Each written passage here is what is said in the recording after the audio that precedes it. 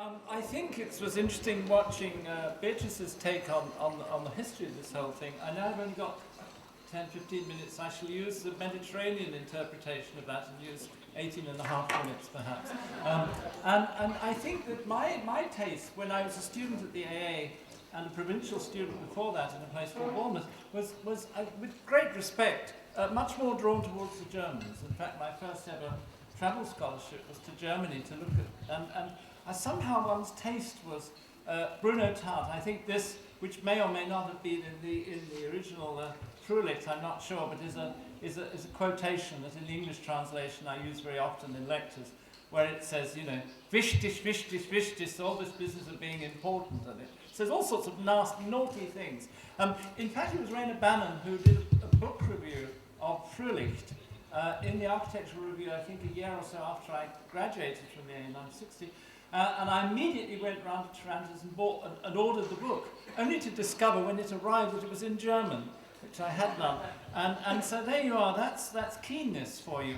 But nonetheless, one had got the general idea, and I can remember my first ever night outside England was looking at the Phillips Pavilion in Brussels. But the next 2 days later, I was much more impressed by some sort of exhibition of Dada that was in Düsseldorf.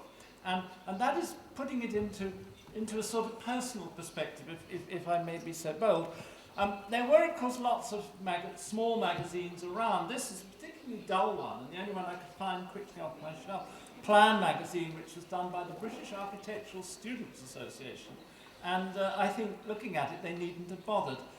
Much more exciting was, of course, what the generation ahead of us had done. People who became, in fact, like Peter Smithson, my own teacher, when they were bright young things, when the Smithsons were naughty, and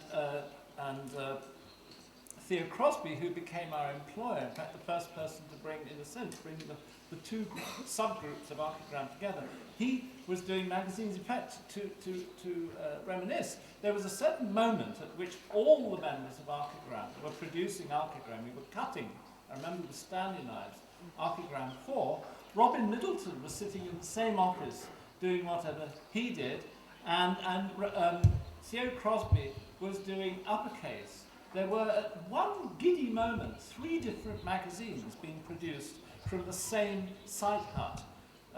But This Is Tomorrow, of course, came before, and I think there's nothing better to feel that there is a generation or sub-generation, whatever it is, ahead of you that was doing amazing things. It was, after all, if you take a strict historical view, I think England had been very provincial, certainly in terms of modernism, until the generation of the Smithsons and Stirling and Gowan and so on. Suddenly, we were very proud to be the students of people who were being talked about by Europe. I mean, here's a typical contrast, crap slides, but David Green was in fact reading Evergreen Review, but the magazine, and this is a bad example, but there were a few issues of a magazine called Arc, which was produced by the Royal College of Art, which were actually quite exciting. They were more graphically exciting than anything else, although there is the famous Rainer Banham article on the London bus, which is a classic. Alongside were a particularly sort of English taste for the sort of British rubbish generation, old granny glasses and funny hairy things, and a whole sort of English Dadaism which went with sort of New Orleans music and people playing cellos not very well. And I think the advert page is a good illustration of Arcade magazine. Genuine super junk, Dodo, that and the lady in the hat. That tells me that the English were not very good with avant-gardism. They weren't very good with modern, not really. There was still the sort of Victorian thing underlying it. I did this series of quasi-archigram pages probably now about 8 years ago or more, because there was already we had reached the period where so much rubbish was being talked about. What actually happened, I logged it, the actual sequence of events, us sitting around saying, why don't we publish the cheerful stuff? Cheerful being an absolutely critical word in the world around. We invited people around. We sat in a greasy spoon, and we published our own stuff. We published And then Cedric came on the scene because he happened to live next door to the printer. He happened to have his office next door to the printer. That's a sort of slightly false trail explanation. Of course we would have got to know him had he not had an office next to the printer, but it sort of helped.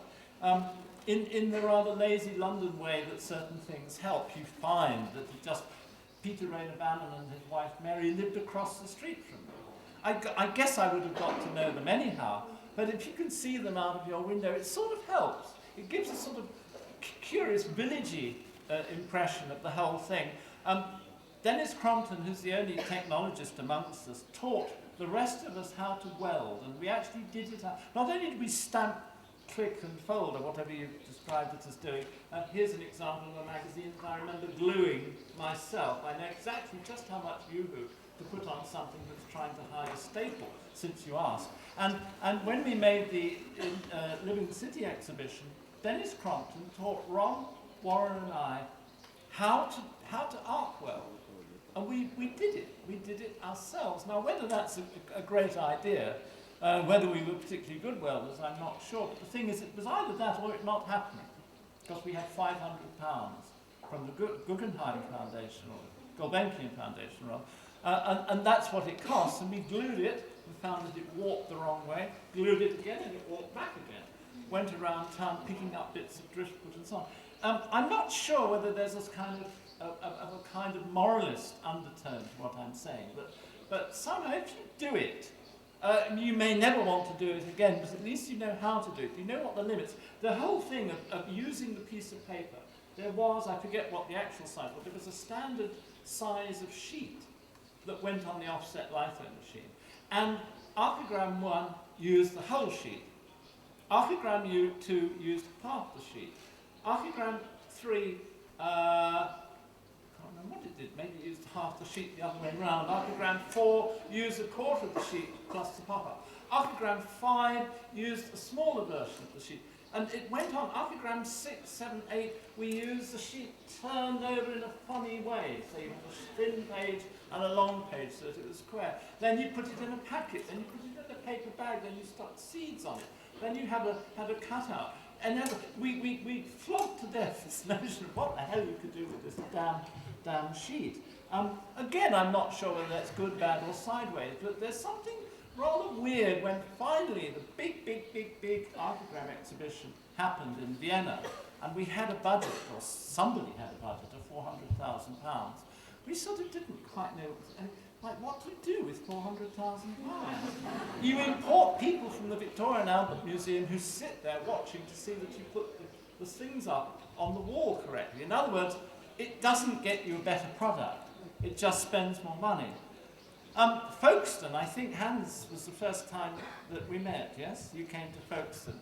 I had taken a little picture out of Bow magazine, thought, wow, that's a weird, wonderful thing with tubes. Cut it out with scissors, glued it in with yoo-hoo, and then had a wonderful, nice, instead of him being upset, I had this catalogue, which had the National Stepan exhibition of Hans and Walter Pichler. A wonderful, which then I have a terrible admission to say, at some point I cut with another pair of scissors part of it and glued it onto something else. But that is dissemination. It's not you know, I still have the catalogue, what's left of it with the holes in it. But Folkestone was really, though it was not, so this sheet, which was originally green, was not actually a small magazine, but it was in a sense a living small magazine. It was where the small magazine came alive. And once again, we had styrene panels that we glued and stuck things on, and the French shouted at us because we weren't political enough, and Germans shouted at the French, and people came on bicycles from Norway, and all sorts of strange things. But that were taken out. You can tell that this is a fake. This is a facsimile produced by the Japanese, because the original red dot was done with a potato print. I had been a good English school child and had been taught how to make colour pictures with a potato. I did briefly think of buying a potato around the corner and doing a demonstration, but I think it's not necessary. The thing is, of course, the print, we wanted to have some colour. And one was naive enough to say, fuck, how do you get colour for no money? Answer, a potato. I think it still costs. But it gives it a certain something, you know? The other thing is, of course, I have to say, is that Archigram was always a kind of coalition of people. The age difference was a 10-year span. No two people went to the same architecture school. No two people had the same sort of girlfriend.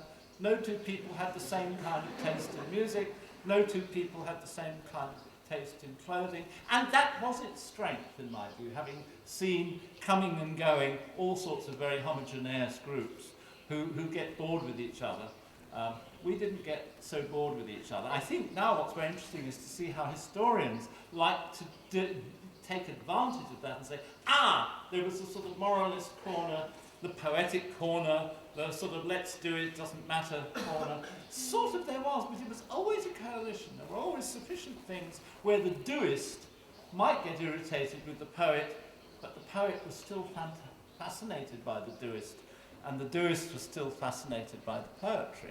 So I'm a great believer in creativity via coalition.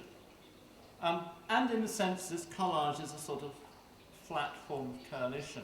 It included some people who might have become members of Archigram. They lasted the first few meetings before we called it Archigram, because the ground was simply the piece of paper. And then they drifted away. We found ourselves disagreeing or just not being interested.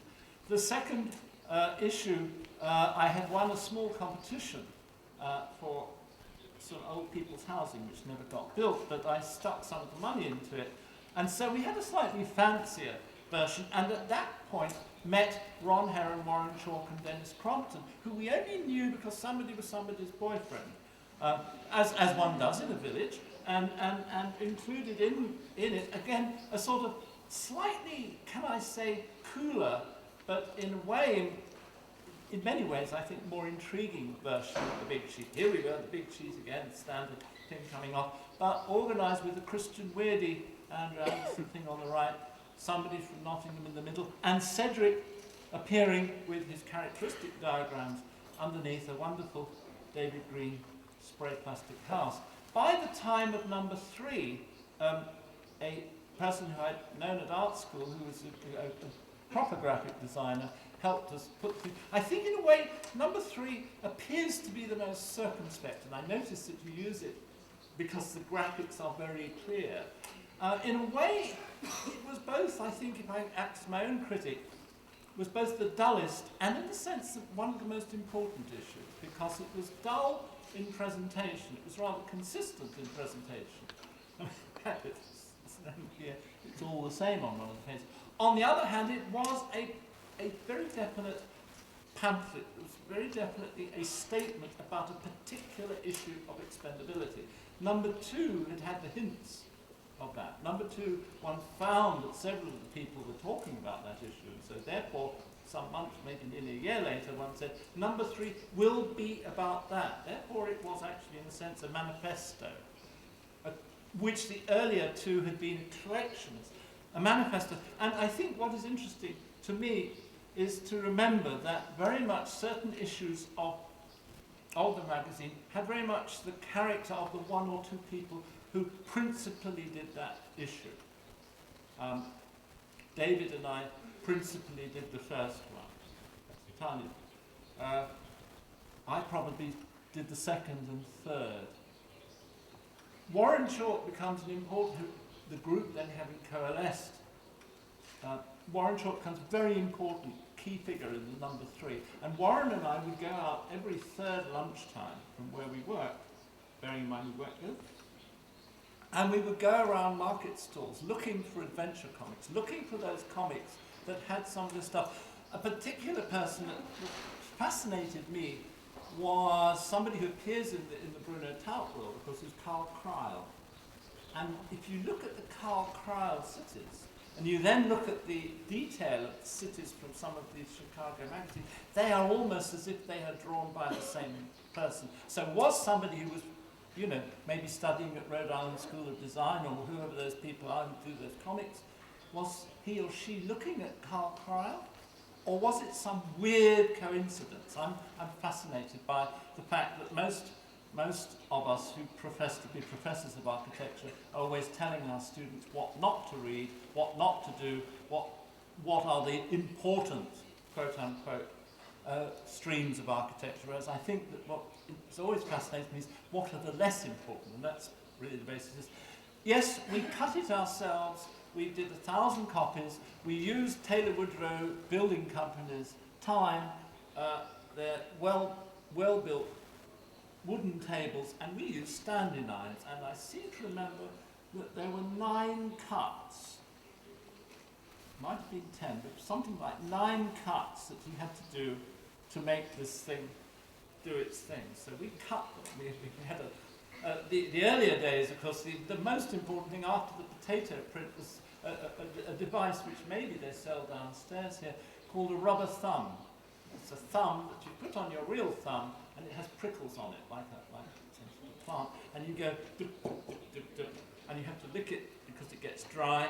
And you have trestle tables, and you go around, and you need at least 3 people, better 6 people. You go around with the rubber thumb, and the person at the end goes staple it, goes click, click, click, click. I mean, plug, stamp, fold. I know the whole routine. I should have brought a thumb as well, or a standing blade.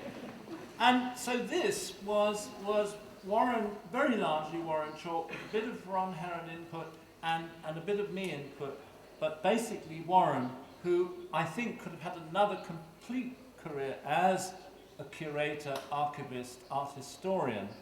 The Metropolis issue again was principally me. I was always, and again you see it's a rather styled cover. Another magazine which I think was very, very good at its time were the sort of magic 3 or 4 or maybe 5 issues of Edilizia Moderna. I think it was Grigotti when he was interesting, and it was very special. But one was, by this time, getting a bit more canny. We had met the real Hans Hollein. Some of the people that we were showing were real people. You knew them, you had food with them. Some of them you started to extrapolate and imagine what they might have been like. Yona Friedman was somebody we met many times, and Isazaki, by this, maybe pretty soon we got to know him. After all, we talked together. And then there was number 6. Number 6 was, again, very largely Warren, half of it was Warren Chalk in this unspoken role as architecture historian, looking at the 1950s. Don't forget, he was the oldest, 9 years older than me, 10 years older than Mike Webb, the oldest member. He remembered the 50s. We were just kiddies in the 50s, but he knew it. And therefore his page on ghosts and phantoms, ghosts of the past, phantoms of the future. But I think it's the 40s. Correct me. The 40s. He knew the 40s. We were tiny tots in the 40s, but he knew it. He knew this stuff and had collected it. And I'm never sure whether that aspect of archigram was sufficiently seriously taken, because in a way now, for me, it's fascinating stuff, and a lot of it hasn't been covered. After all, it's known that the British sort of boffin tradition, the tradition where somebody goes into a hut and invents something that might be a bomb or an inflatable, and then comes out white-faced many weeks later with their glasses on their head and says, I think it might work tomorrow.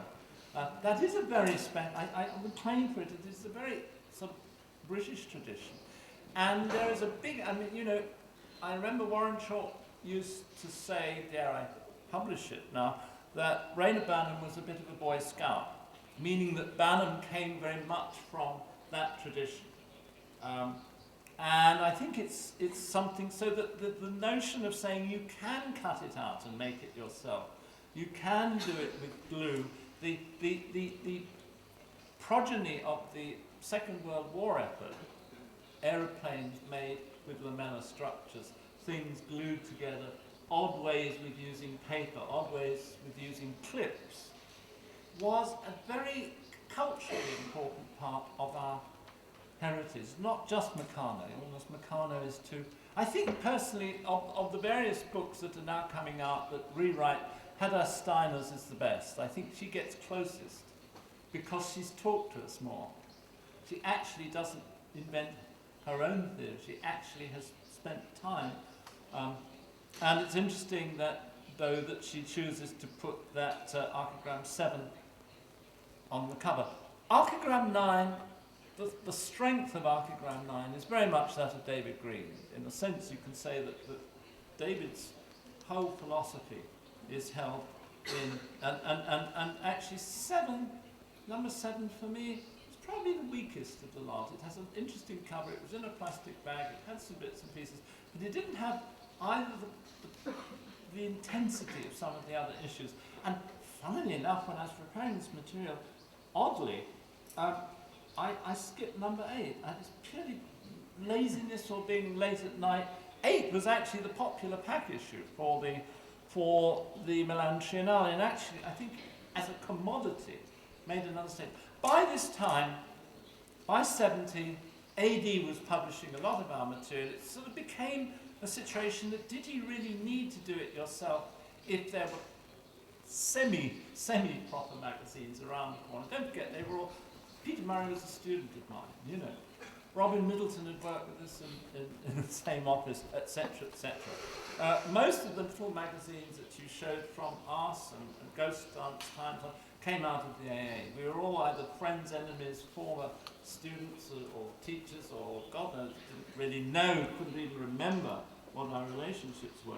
So that, in a sense, and here where Archigram starts to use, sorry, it's the wrong way around, starts to use museums. This is an exhibition made in a black space using many carousel projectors and saying things in a certain way more powerfully, dare I say it, than you could say on a printed page. And as Beatrice has already said, the whole Earth catalogue, I think, became, in a sense, spiritually, a little magazine, though format-wise big. And this, which I mean, it amused me even when I was running ArtNet. ArtNet, by that time, by the 70s, had become my mechanism. So it was the people coming to ArtNet, doing their thing. But we did manage to buy a printing machine. We stuck it in the basement and did it ourselves. You know, it didn't go around the corner anymore. That had the potential of immediacy until my assistant cut her arm rather badly on the machine. And we thought maybe it wasn't such a good idea. We went back to letting the profession do it. But it amused me, even as late as 75, to put Colin Rowe looking at Ludwig Layer. I had a good laugh about that. I thought, well, the people who appreciate Colin Rowe probably won't appreciate Ludwig Layer. And the people who appreciate Ludwig Layer probably won't appreciate Colin Rowe. And so that a certain sort of naughtiness creeps in, although I did find myself and Leo Creer agreeing on the question of Ludwig Layer, but I digress. I think probably in years later, the most, to me and my friends, the most important small magazine, to be particular, this particular issue of Stephen Hull's pamphlet architecture. I personally feel that pamphlet architecture is still, though it has a proper publisher somewhere there, is still very much in the spirit of the small magazine. I'm delighted to say that the last 2 issues of pamphlet have been produced by former students of mine at the Bartlett.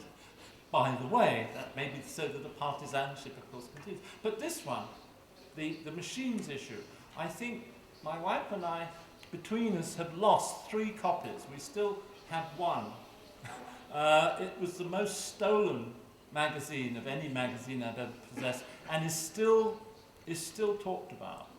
I believe it went to 4 printings, and that says something. We were able then, you know, perhaps this would be a whole sub-conversation, have catalogues taken over the role of small magazines. Sometimes when students did small magazines, this is why some of my students in Frankfurt, which had the ideas, but somehow were, for my taste, a bit straight. The ideas are interesting, going around the town secretly photographing things, but Germany, by the 80s, hadn't really, never quite seems to have the elbow, the intelligence. And of course, when I took over the Bartlett, we managed to get he who now produces Black Dog Publishing, ran us into an enormous amount of money by doing Artifice, which was the first magazine that I'd had any dealings with that started to use the CD as part of the magazine. And again, sort of slightly recherché, was of course in a plastic box. One cannot prevent oneself when given the opportunity of doing funny wobbly shapes. I was very pleased to see, whether Carl Ungler was in the room or not, he will remember that the Smithsons, one of the last publications, also was a thing in a wobbly shape. Wobbly is good. And I think that Atelier Bauer, though their books are produced very properly, their diagrams are done by their students very properly, but they too, they have that naughtiness, that different take on the urban scene, on the tradition of architecture. I think their books, in an odd way, are also little magazines. Thank you.